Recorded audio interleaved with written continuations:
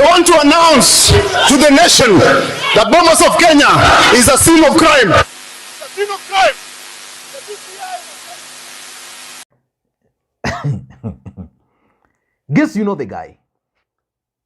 That's Saitabao Kanchori, Raila Odinga's chief agent. And on that particular day, he declared Bomas of Kenya scene of crime.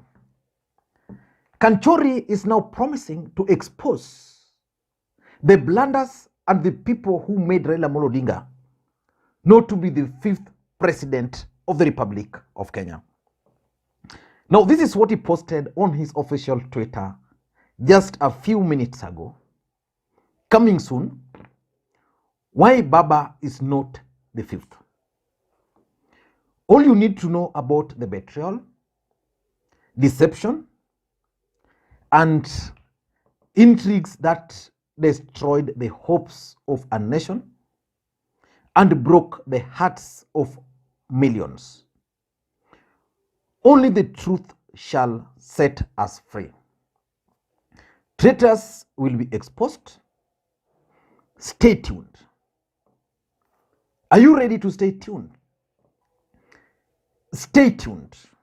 Are you ready for the expose? Your Excellency, kwa Kiswahili dakika moja, mimi jina yangu Saitabao kwa lugha ya Maa inamaanisha the person who delivers. That is what Saitabao means, the person who delivers. And I want to assure you, as I stand in the sacred grounds of Suswa, that I will deliver this seat. You are going to be at State House, Nairobi, on the 10th of August, 2022. Thank you very much. Now, over the weekend, I was meeting with some friends. Actually, we had attended a funeral somewhere in Ndewa. And one of the gentlemen who were present there was actually one of the people who were verifying the forms at the Bomas of Kenya. This guy told me something which shocked me. That they were busy verifying forms. And according to them, they believed the forms were from Azimio. Unknown to them, these forms never came from Azimio. So one gentleman, Raphael Tuju, came to Bomas of Kenya at some point. And he asked these guys, how is the verification going? Then they responded that the verification is going on well. Because they would receive forms, verify, certify, ensure that everything is entered, and then move to the next form. So when Raphael Tuju came and asked them, how is the verification going on well? Then he asked them, which forms are you verifying? What is the source of the forms you are verifying? They really didn't even know the source of the forms they were verifying. The guy told me, Raphael Tuju almost cried there, that they've been duped. Basically, these guys were verifying the forms which were coming from UDA, because Azimio did not have forms. They did not have their copy of forms from their agents. And that's why everything became very easy for William Samoei Arap Ruto. So these are the things which this gentleman is actually promising to expose. In this video, I want us to try and figure out what we should be expecting from Kanchori. Before we do this, in case you're watching this channel for the first time, please take a second or two, click the subscribe button, so that next time we produce a video like this, YouTube will automatically notify you. And to the subscribers, I want to continue thanking you guys for your continued support, because without the support, this channel cannot be where it is. So please, just do me a favor, press that thumbs up button, share the video, and if you can, also drop your comment. And of course, today's Thursday, it rained here. It's a bit cold. I actually have my coffee here with me. And as usual, you can send me coffee. For those who normally do that, I'll really appreciate. 200, 500 bob will keep me warm here. Now, the truth of the matter is that Raila Odinga's campaign was sabotaged. And what we don't know is whether it was sabotaged internally and externally, or externally. But for me, the sabotage was both internally and externally. The other day I listened to Winnie Odinga's interview, which was conducted on Citizen TV, I think by Mwaura, and she was like, there were people who were in that campaign just for their own things, not for the objectives which Raila Odinga and other Kenyans wanted. And for me, I really can't excuse Winnie from blames, because after the 2017 election, Winnie Odinga ought, for example, because she confessed that she was probably, apart from the father, only her. In my view, Winnie ought to have learned lessons. In that 2017, I remember so well, the campaign was really infiltrated. We pointed it out, nobody listened.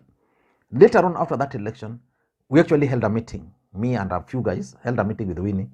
And the first thing she told us that you guys were right on the people you were accusing.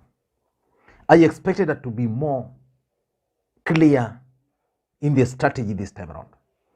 But Kanchori is going to tell us what probably transpired.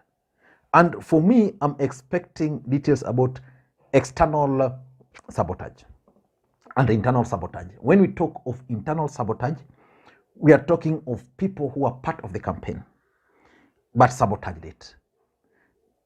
There was this notion that Raila Odinga was easily going to become the president of the Republic of Kenya because of the deep state. And I kept on asking myself, why were certain things going the way they were going? And on this platform, for those who are there, I kept on reminding these guys to keep a keen eye on Wafula Chebukati. And the other thing I kept on saying was that the deep state was divided. There was the group which felt that they needed to support William Samoei Arap Ruto because Uhuru had worked with Ruto.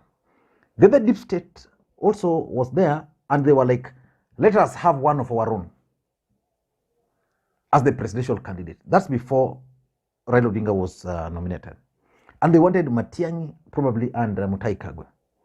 Then there was a group which really was pushing for a compromise candidate, Mudavadi for that matter. And that's why when Mudavadi was not nominated, he left. Then there was the third group which was pushing for Raila Odinga because they believed that Raila Odinga would easily win.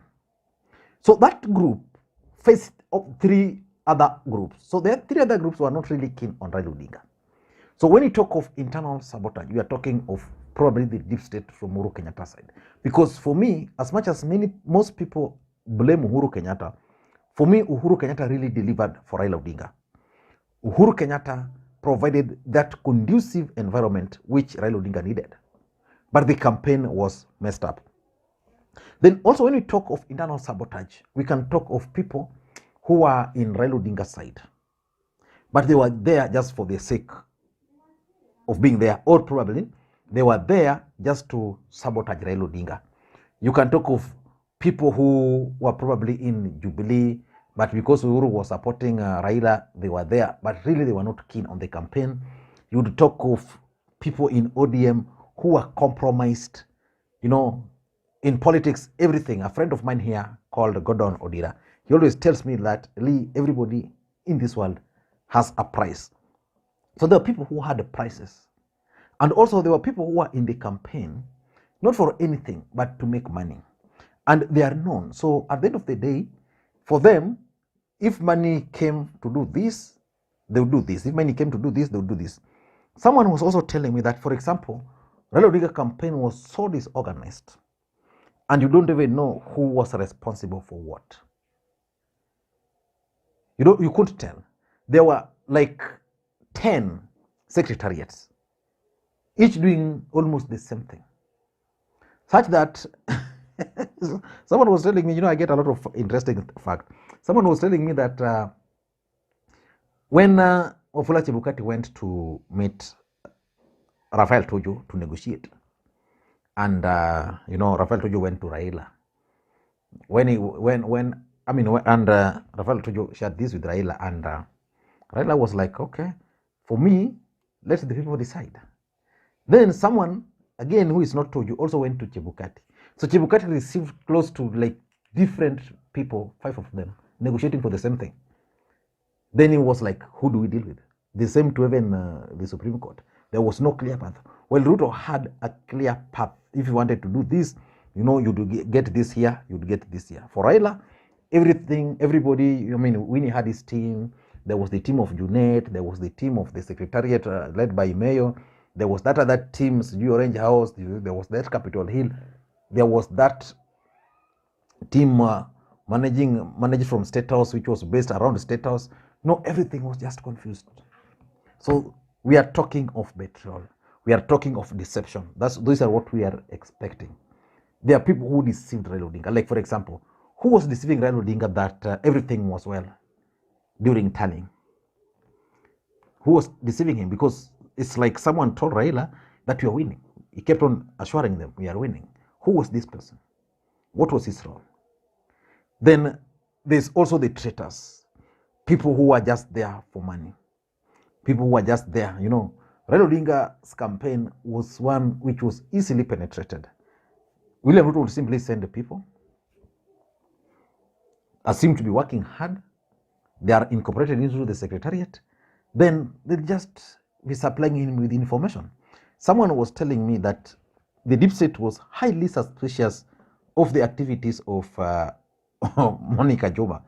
Yeah? And that, you know, you have Monica Joma, who is sympathetic to Ruto, in a meeting of the deep state. You discuss everything. You end the meeting. Everything is related to Ruto. You come up with a strategy. You discuss everything to Ruto. So let us wait and see what Kanchori has for Kenyans. For me, I'll be following it keenly because I'd really want to know why Raila Odinga lost, why William Ruto won. Because, you know, William Ruto won, whether he rigged, whether what, but he was declared the president of the Republic of Kenya. How he did this is something which I'll really want to hear from someone like Kanchori, who was at the Bomas of Kenya. So let us wait for Kanchori. Bye-bye.